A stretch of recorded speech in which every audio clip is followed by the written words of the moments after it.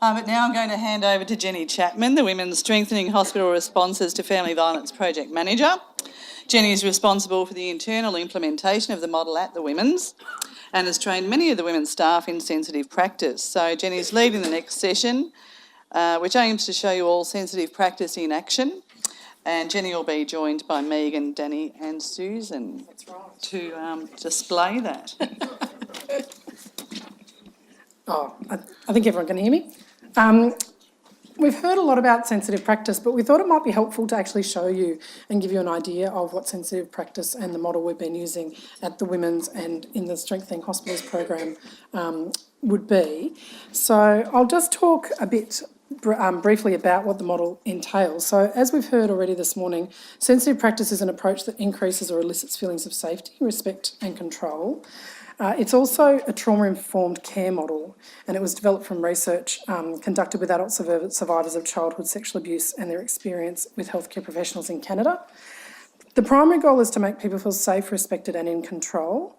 And the principles, as we've heard already as well, the principles of sensitive practice apply regardless of whether or not a disclosure is made. So, as you can see, we have 6 steps of sensitive practice, and I just thought I'd briefly talk through these, and then we're going to take a bit of a look and do a bit of a role play about how we put these into practice. So step 1 is noticing the signs, which is recognising the clinical, social and behavioural indicators. And step 2 is asking sensitively, which is respect, confidentiality and patient comfort, and using framing statements. Step 3 is responding respectfully, which we've heard a lot about also, and being empathic and non-judgmental and non-blaming. Step 4 is action planning, which it's really important to be collaborative, multidisciplinary, respectful, appropriate and considering risks and safety. And step 5 is providing options and referral pathways, so knowing the options and considering internal and external referral pathways. And step 6 is documenting, which is being factual, succinct and ensuring the safety of patient records. So what we're actually going to do next is actually act out some examples of sensitive practice, and it's a bit of a, I suppose, be forgiving. We're not actors. we're gonna give it a go. We know a lot about the subject matter, but I suppose not performing in front of such a large audience. So I am going to ask Susan and Danny to join us up to the front. Pardon? Oh, sorry. It's not Susan. It's not Susan. No.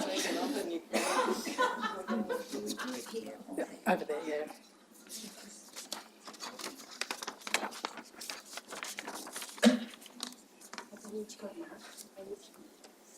Have you? Oh. Do you want a second mic? No, they both need. Yeah. They both need. Yes.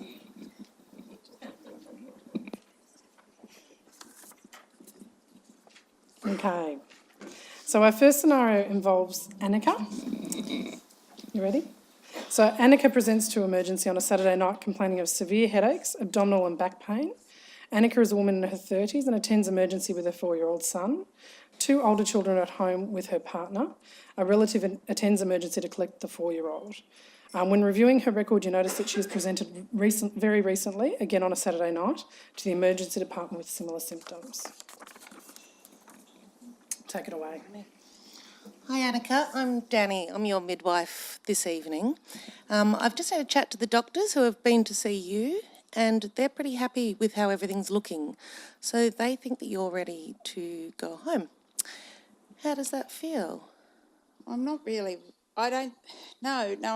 I just feel really frazzled. I don't really want to. I don't think I'm really ready to go home. But I've got to look after the kids. I'm just worried about the kids. But I don't want to go home. You don't want to go home. I can hear that you're pretty frazzled, and there must be some things going on at home that are making it tough for you. It's just Brett. He's just so unpredictable. Yeah, I'm just living on a knife edge all the time. I just never know when he's going to go off. Like, he went off tonight. He really went off tonight. He got a knife. You know, we were in the kitchen and he picked up the knife and he went for me with the knife. And, you know, I just don't know what to do. Anika, that must have been really terrifying. Many women that we see here have experiences in their relationships that impact on their health and on their safety of themselves and their children. And I'm wondering, if that's not something that's happening for you. Yeah, well, it is. I mean, I had to take the kids to his mother's place tonight because my family's all away, and I had no one else, and I had to take them to her. Do you think they're safe there? I don't know. I hope so. I think she knows what's going on. I don't know, but I just left them there and came here. I brought the little one with me, but she came and got him. Okay, so they're all together at your mother-in-law's, is that right? Yeah.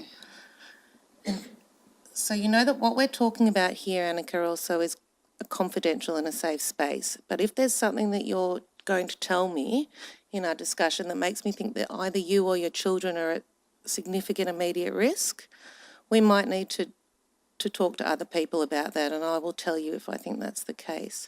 So I'm keen to sort of explore a little bit more about how much risk you're at the moment. You told me that he came at you with a knife earlier tonight. Yeah, he did, but, he's a good dad. I think he's a good dad. Anika, my experience is that no dad's a good dad if they're not a good partner. Really? It's the children are affected by what's happening, and we know that it's not good for you and it's not good for the family to be growing up like this. There's no need for you to feel unsafe in your own home. Nobody's ever asked me about this before. And it must be terrifying to talk about it, I imagine. You're very brave. I didn't know that anyone could even help me. Well, do you know that everyone at this hospital is here to help, and we know that that part of your health is also your home life and your family and your relationships. I would really like to help you if you are suggesting that you'd like me to give you some help. Could you? Absolutely. Anika, I actually think that we probably need to take some steps tonight. I don't think it's safe for you to be returning home. What do you think? Doesn't feel safe, but I've got the kids. Yeah, and I don't know. I think we need to think about how we keep you all safe. Okay. Some of the things we might talk about is how to make a safety plan.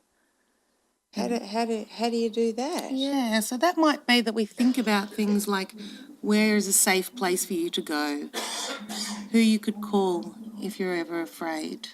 But it's after hours. Who can I call when it's after hours? Well, I'm wondering if we need to call Safe Steps, which is a 24-hour service that can help talk to you about your situation and understand your needs and help develop a response that might even be to find you somewhere safe to stay tonight. Really? Absolutely. Well, that'd be great. Yeah, why don't we call them together and I can sit in the room while you talk to them if you like. Okay. Okay.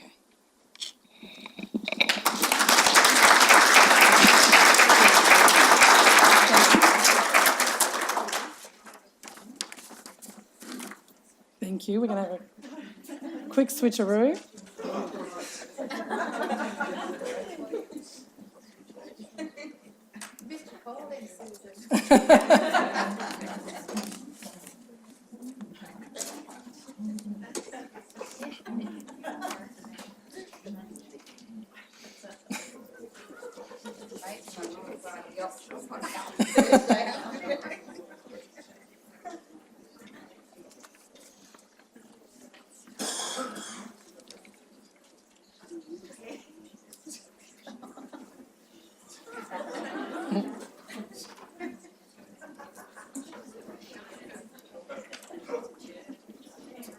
All right.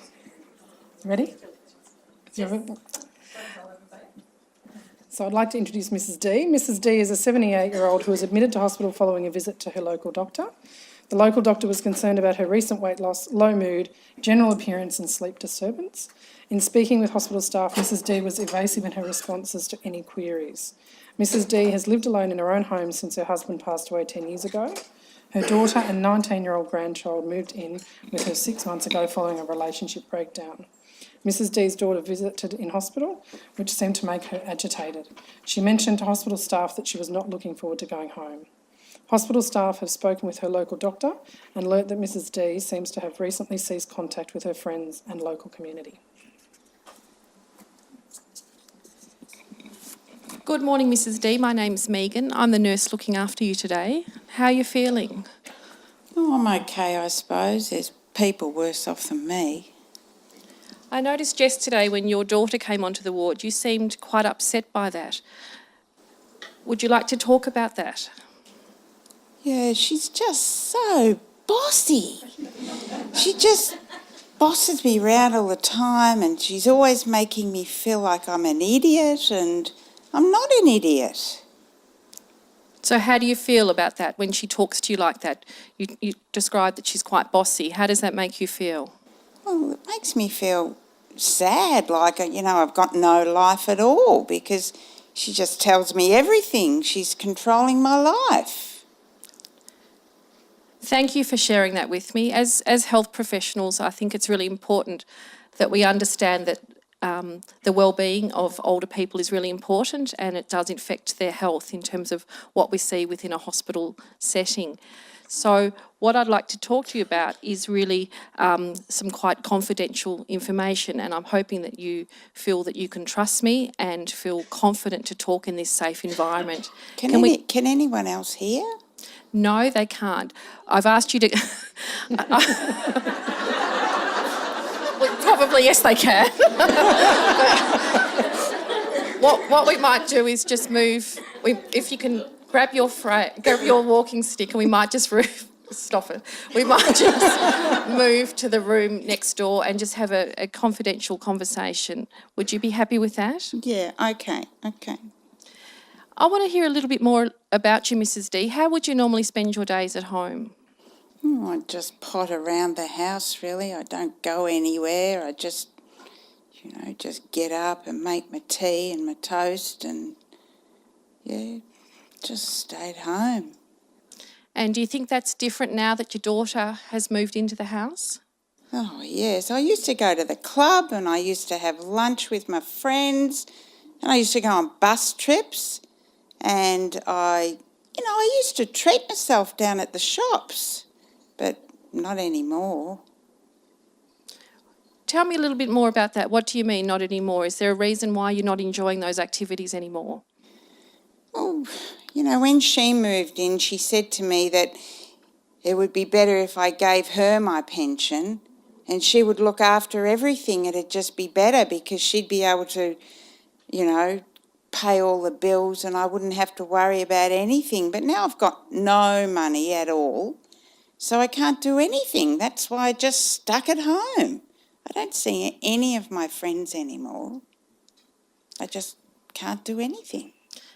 Thank you, Mrs D, for sharing that information with me. I'd like to talk to you a little bit more around that, because what you're describing is something that we certainly see quite a lot of in a hospital environment. So what you're describing is not uncommon. Is this something you'd like to talk to someone else about? I could certainly arrange for one of my social work colleagues or someone to come and talk to you further about this. I don't want to go into an old folks' home. I want to be in my home. That's not what you're talking about, is it? No, I'm certainly not talking about that, but we have very skilled social workers in our hospital that we could certainly organise, if you would like, that they could certainly come and talk to you about what options or services may be available for you. What do you mean, options? What you're actually talking to me about is, it sounds like you're feeling quite socially isolated, and it certainly sounds like that your daughter's taken over the control in relation to your finances, and she's perhaps making decisions on your behalf. So what we could actually do is organise for one of the social workers to come and talk to you a little bit about that, to see what else you can do to actually get some control back in your life where you're able to make decisions for yourself. Do you think I could do that? I mean, yeah, well, if you think that'd work. How would you feel about me organising to get a social worker to come and talk to you? So long as it's private. I don't want her in the bed next door knowing all my business. Or the 400 people here. No. Or we'll organise that for you. Thank you. Thank you.